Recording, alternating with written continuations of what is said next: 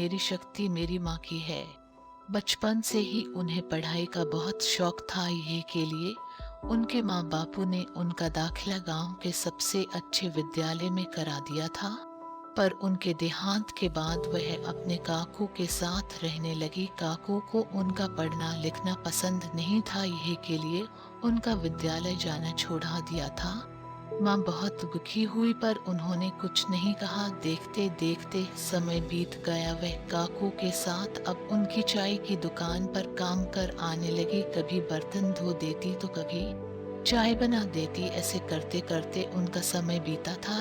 एक दिन जब वे घर की सफाई कर रही थी तो उनको एक इश्तिहार मिला जिसमें लिखा था कि सरकार के द्वारा मुफ्त सिलाई कढ़ाई की कार्यशाला। माँ का बहुत मन था इस कार्यशाला में भाग लेने का। उन्हें काकू से इस बारे में बात किया और अनुमति मिलने पर वे बहुत खुश हुई। अगले दिन उन्हें अपना नाम कार्यशाला के लिए रजिस्टर करवा दिया। माँ ने बहुत मेहनत और लगन से काम सीखा। माँ अपने काम पर इतनी निपुण हो गई थी कि गांव में उनका बहुत नाम हुआ।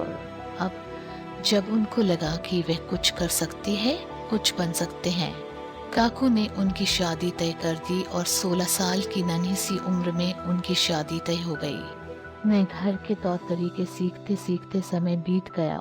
माँ जब 18 साल की थी मैं आई। माँ और मैं रात भर बातें किया करते।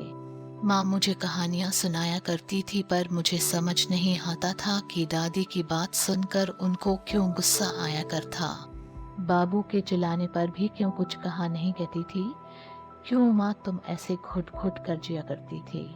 अगले दिन जब मेरी आंखें खोली तो मैंने देखा माँ भाग रही थी।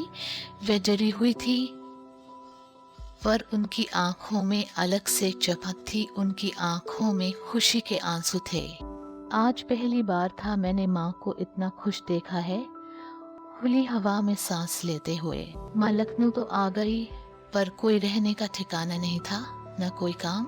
हमने कई रातें सड़क में बिताई। माँ छोटे मोटे काम करके खाने पीने का बंदोबस्त कर लेती थी। माँ ने दिन रात मेहनत करी पर उनने कभी हार नहीं मानी।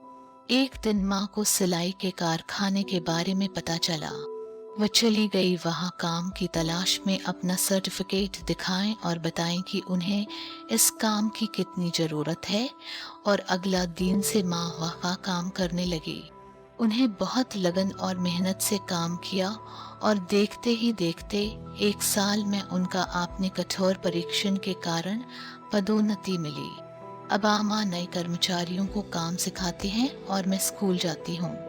माँ के हौसले और हिम्मत के कारण मुझे यह जिंदगी मिली है और यही के लिए वह मेरी शक्ति बन गए।